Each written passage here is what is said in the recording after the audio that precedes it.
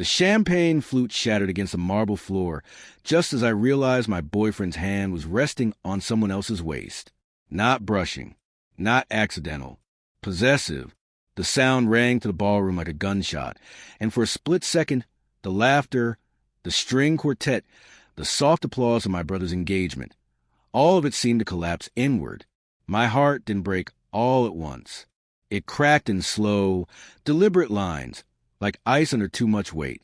Evan didn't notice me at first. He was too busy leaning in toward Claire, my brother's fiance's best friend, the woman who'd spent the last hour making jokes about my mysterious little consulting job and my off-the-rack dress. Her fingers curled into his jacket like they belonged there. I told myself it wasn't what it looked like. I always did. The ballroom smelled like roses and money. My parents had spared no expense. Crystal chandeliers reflected light onto polished faces, onto smiles sharpened by champagne and judgment. I felt suddenly underdressed, underseen, like I had wandered into someone else's life and forgotten my lines. "You okay?" my brother Daniel asked softly, appearing at my side. I nodded too quickly. Just slippery hands. A lie. Small, pathetic. The kind you tell yourself because the truth feels radioactive. Daniel squeezed my shoulder and went back to greeting guests. His happiness glowed, effortless and earned. I loved him fiercely for that, and hated myself for the envy curling in my chest. Evan finally saw me. His hand dropped from Claire's waist like it had been burned. "Lena," he said, smile snapping into place. "There you are." Claire turned, her lipstick perfect, her eyes flicking over me with thinly veiled curiosity. "We were just talking about work," she said. "Your boyfriend's in finance too, right?" "Something like that," I said. Evan laughed. Too loud. "Yeah, numbers, spreadsheets, boring stuff." I watched his throat bob as he swallowed. I knew that swallow. I'd seen it when he lied about working late, when he said he forgot a text, when he told me I was imagining things. The red flags had been there, waving politely. The guarded phone, the sudden passwords, the way he'd started dressing better, smelling different. I called it growth. I called it stress. I called it love, because love is what you call fear when you don't want to face it. Claire leaned closer to him again. "Your company's doing layoff, right?" she asked casually. Evan stiffened. "Restructuring," he said.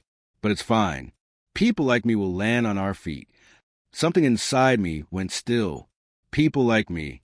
I felt it then, not just a betrayal blooming sharp and bright, but the weight of the secret I'd been carrying like a second spine, the one that had kept me quiet through their jokes, their condescension, their pitying smiles.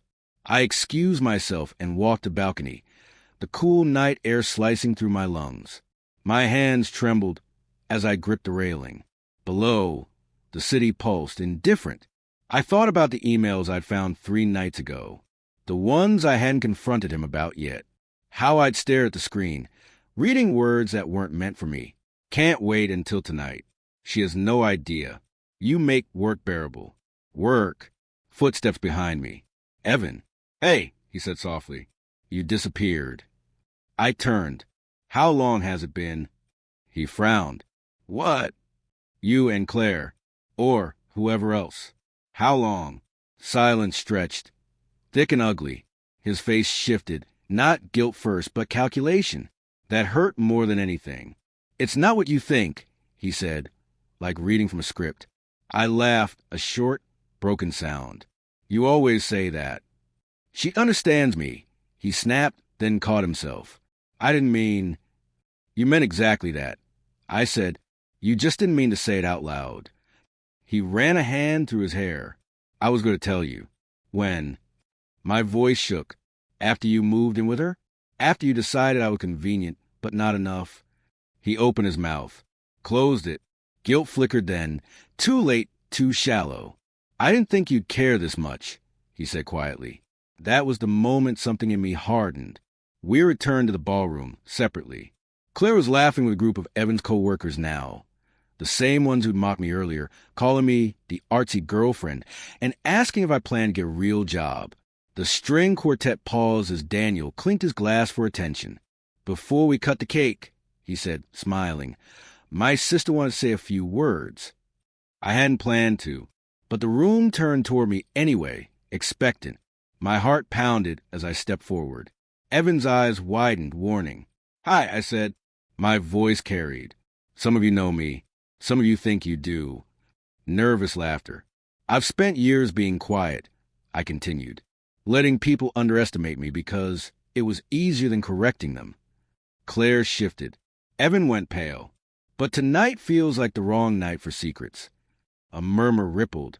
"I founded Arden Solutions 8 years ago." I said, "I own it outright.